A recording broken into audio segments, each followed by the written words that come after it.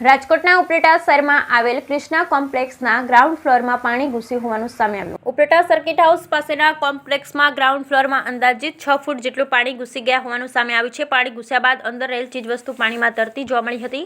છેલ્લા 12 વર્ષથી અહીંયા પેઢી ધરાવતા વેપારીના જાનમાલમાં પાણી ઘૂસ્યા બાદ લાખોની નુકસાની થઈ હોવાનું સામે આવ્યું છે। અવિરત વરસાદને કારણે 12 વર્ષમાં પહેલીવાર અહીંયા પાણી ઘૂસી ગયા હોવાનું સ્થાનિકોએ જણાવ્યું છે। પાણી ઘૂસ્યા બાદ હાલ પમ્પિંગ મશીનથી પાણી કાઢવાની કામગીરી ચાલી રહી છે।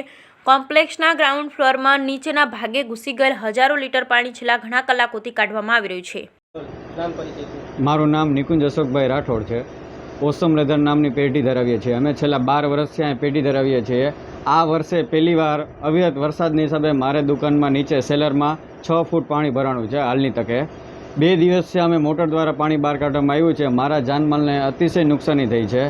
બાજુવાળા ઇલેક્ટ્રિકવાળા ઉમા ઇલેક્ટ્રિકવાળા ભાઈને પણ ઘણો બધા માલની નુકસાની થઈ છે। મારે પણ નુકસાની થઈ છે અને 18 કલાકથી આ પાણીની મોટર ચાલુ છે। હજી કોઈ પાણીમાં વધારો અવિરત ચાલુ જ છે, કોઈ સુધારો આવેલ છે નહીં।